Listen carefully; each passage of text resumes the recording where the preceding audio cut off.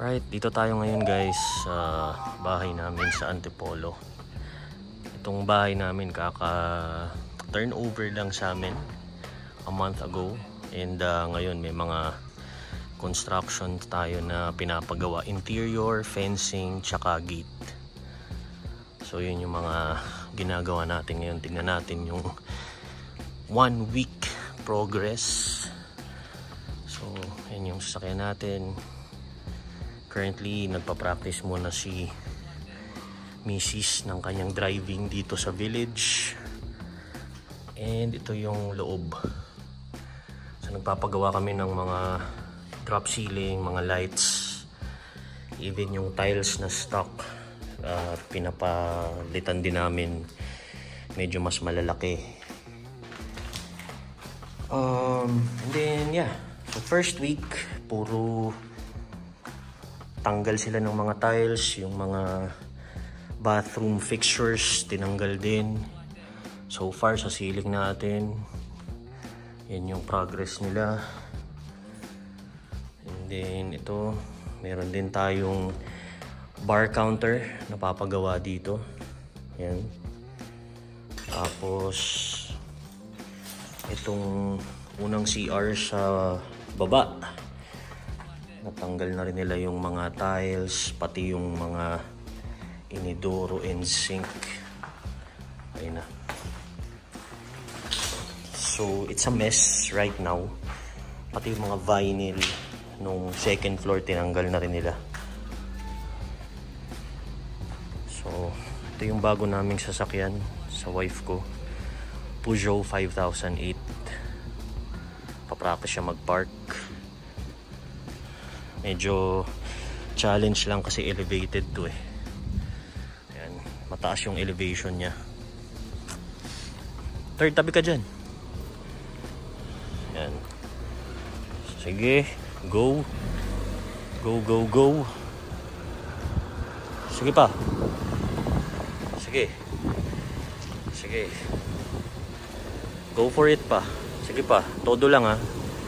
Pag nakita mong nag-parallel na, sige pa. Hindi pa parallel. Okay. Sige pa. Sige pa. Atras pa. Atras pa. Okay na. Diretso mo na. Sige. Go, go, go. Sige. May stopper ka. Go. Basta diretso lang. Sige. Sige pa. May stopper ka. Tama na yan. Go. Sige pa. Sige pa. Sige. Sige. Sige pa. Kumatakot. May stopper. Boom. Okay. O, diba?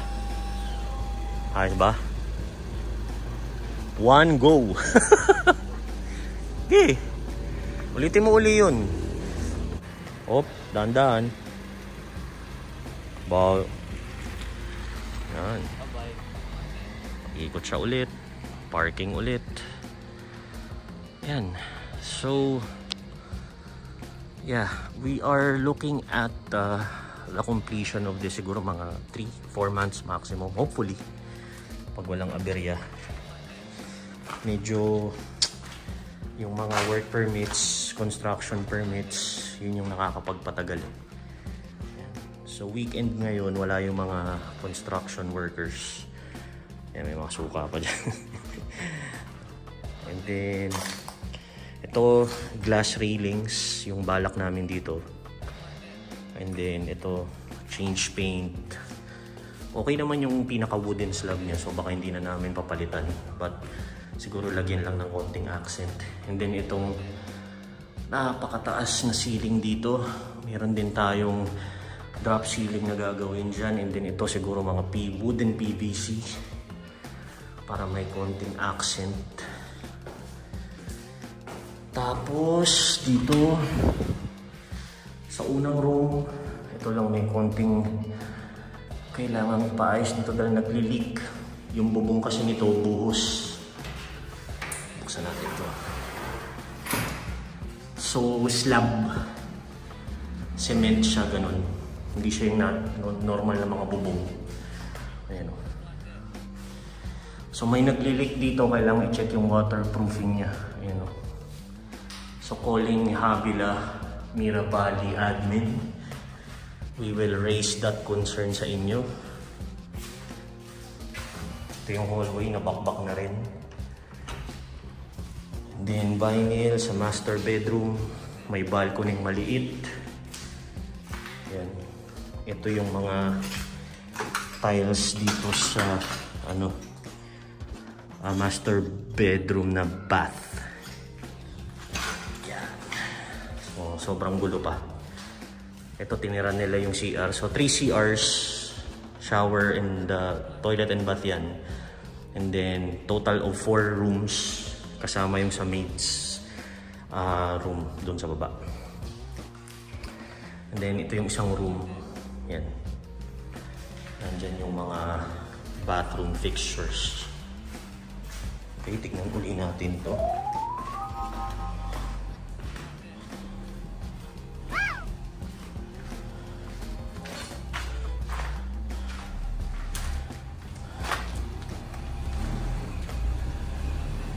Op.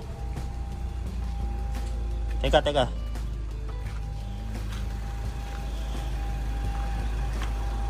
Okay na yan. Kasi medyo pag ganun ka eh. Baka tamaan mo tong... Ang layo lang nung ano mo. Tignan mo yung itsura niya. Parking brake muna lagi. Bago yung mga gears. Ang layo lang oh. Masyadong maluwag lang yung gap mo. Okay? Tingnan mo. Yan. Tapos tingnan mo dito sa gilid. Diba? Napunta ka na ng todo dun eh.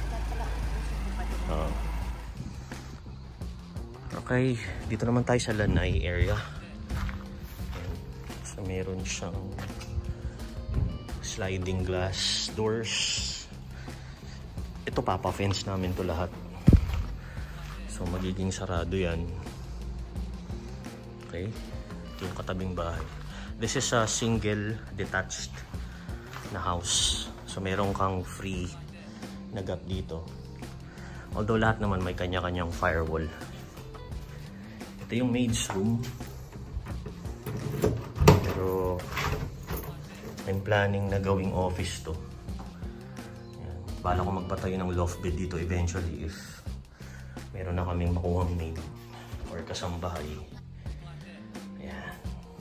So, maliit lang siya pero maganda, mataas yung ceiling. Kaya perfect for loft. Dirty kitchen. Yan. Diba? So, dito pwede yung washing machine. Ito na uli siya.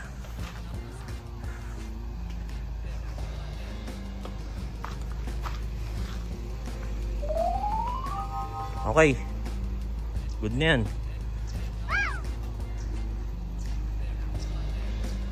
Try doon niya ulit. Sige.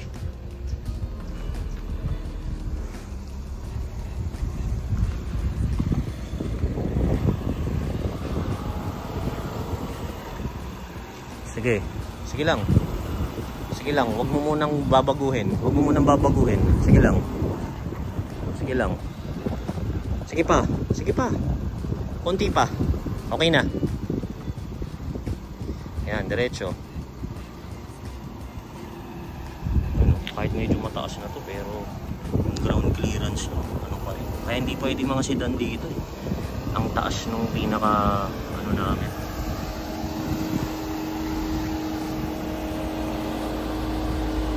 Okay. Clear. Go. Go. Up. Sige pa. Damhin mo yung ano. Okay na.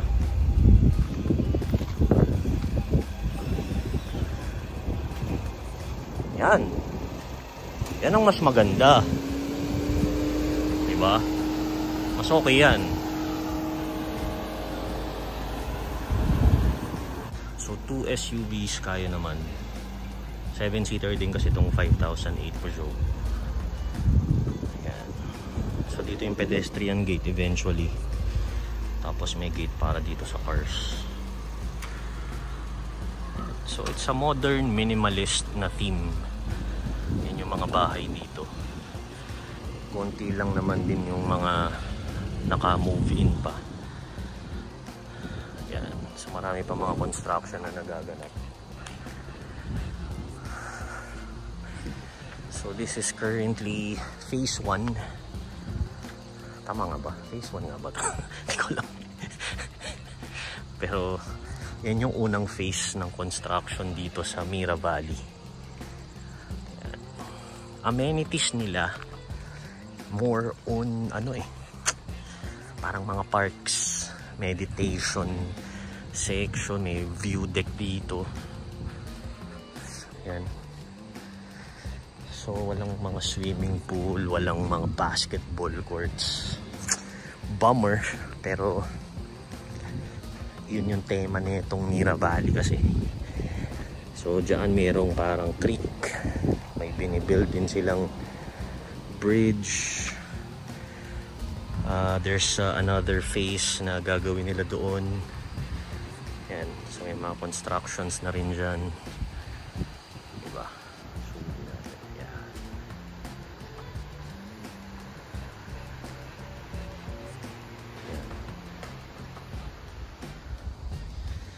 So yeah, lots of constructions going on, pero kumbaga in just a couple of years I'm sure marami na ring mga nakatira dito. May mga lot only din silang mga binibenta doon, so makikita nyo yan, meron silang mga bahay dyan na hindi kamukha nitong mga house and lot dito sa Mira Valley. Ito na siya. Practice. Diba?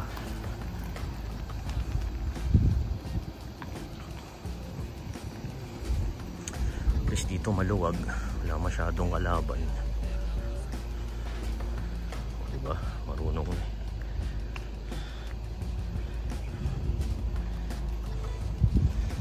Another try.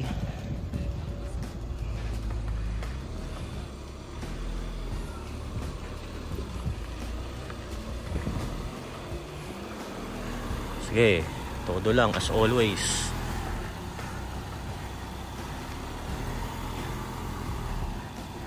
Op.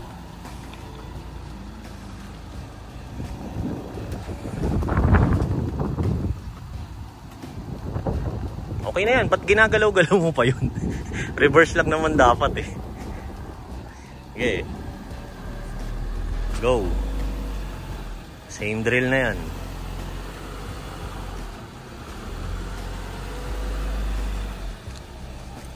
Sige pa. Sige pa.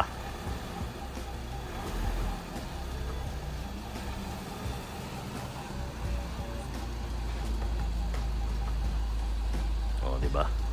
Kotang-kota sa practice sessions. Right, so yun muna tayo guys sa ating update dito sa ating future home here in Mira Valley sa Havila, Antipolo. Kita-kits ulit. Bye-bye.